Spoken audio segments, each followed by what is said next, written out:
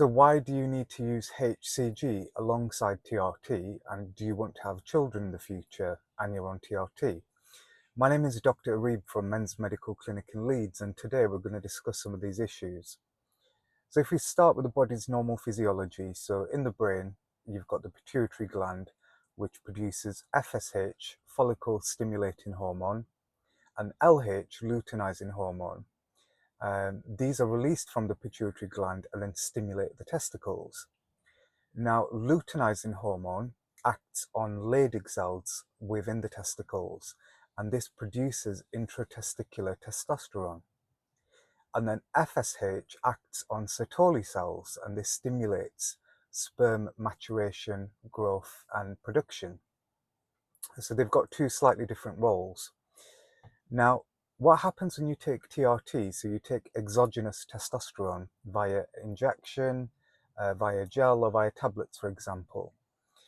So your pituitary gland and your hypothalamus sense the extra testosterone, and via negative feedback mechanism, the FSH and the LH signals are then reduced and blunted. And then your natural testosterone production is blunted as well and reduced. And then eventually the sperm production drops off a cliff as well. So this is why when men start TRT, within 6 months, 90% of them are azoospermic. So what that means is when you check the semen sample, there's no sperm detectable at all. So it's really, really important that if you're starting testosterone replacement therapy and you want to have children at some point in the future, so often, this is especially important for guys in their 20s and 30s, but really any man could later change their mind and want to have children in the future. You really need to look at fertility, HCG, and have a discussion with your doctor. Now, let's look at HCG, so human chorionic gonadotropin, which is sometimes used alongside testosterone replacement therapy to maintain the fertility. Now, luteinizing hormone, when it's released from the pituitary gland, it's released in little boluses throughout the day in small amounts. Now, the half-life of luteinizing hormone is only 30 minutes, so it doesn't stay long in the blood at all. Now, obviously, we can't, copy luteinizing hormone exactly in terms of the body's physiology because it's not going to last long enough to have an effect. So HCG, which is often released in the urine of pregnant women, has been used as a medication to help stimulate and sustain intratesticular testosterone production. Now, HCG has a big chain of amino acids attached to it, and what that means is the half-life is a lot longer at 36 hours.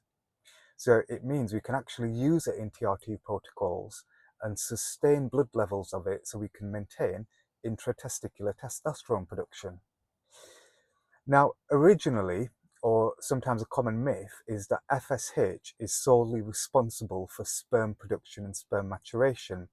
Now, FSH is vital to do this via the Sertoli cells, which we discussed earlier. But in a few studies, what they did is they had men on TRT and they gave them FSH medication to see if that would stimulate sperm production, and it didn't work. It didn't work because the men needed HCG as well, which mimics the luteinizing hormone and stimulates testosterone production within the testicles. So what this shows is that testosterone production within the testicles is absolutely vital for fertility and for sperm production. It's the foundation of sperm production and maturation, and then the FSH just helps at the end or throughout the process. But without the foundation of testosterone in the testicles, you don't get sperm production. So that's very, very important.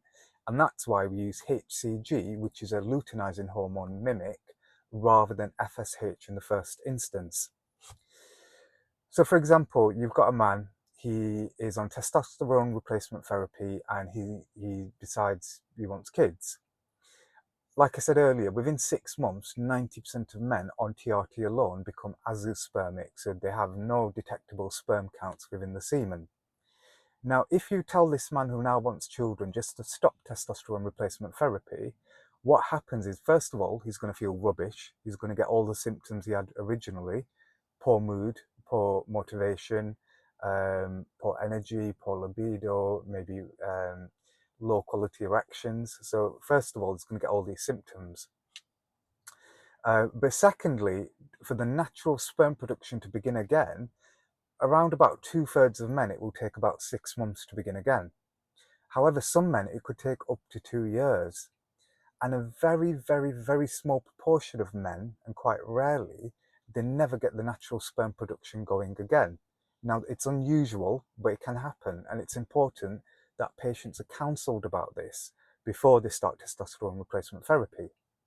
Now, you'll always get some guy in the gym saying, you know, I was on testosterone, trenbolone, anavar, clen, all these anabolic substances, and I had children, so it's fine.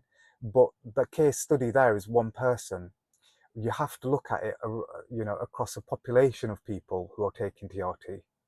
So it's really, really important to discuss this with your doctor. And if fertility is extremely important for you, I always recommend to patients, get a semen sample done at baseline and also get the sperm frozen and banked. You never know if you'll need it in the future, and it's better to have that peace of mind if fertility is something really important for you.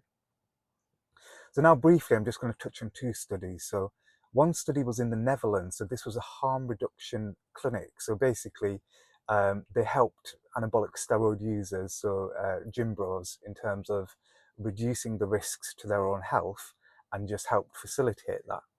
So what they wanted to monitor was sperm counts. So originally, out of the 19 men, the average semen count was 18 million sperm per mil. So not optimal, but you know, not awful either. So they did have sperm counts, and these were guys who were using lots of different substances. Now, what they did was they switched these guys to testosterone replacement therapy only. So they asked them to stop all their other medications, and they were on testosterone enanthate, which I believe was about 125 to 150 milligram per week. And they also started high dose HCG at 1500 units per week, approximately. And after around about 4 months, on average, the total sperm counts had increased to 160 million per mil. Now, the total sperm count is just one part of the semen analysis, but we're just keeping it as simple as possible so you can understand how HCG works and if it does work. It's important that at that 4-month interval, you keep in mind 10% of men were still azoospermic, so they had no sperm counts.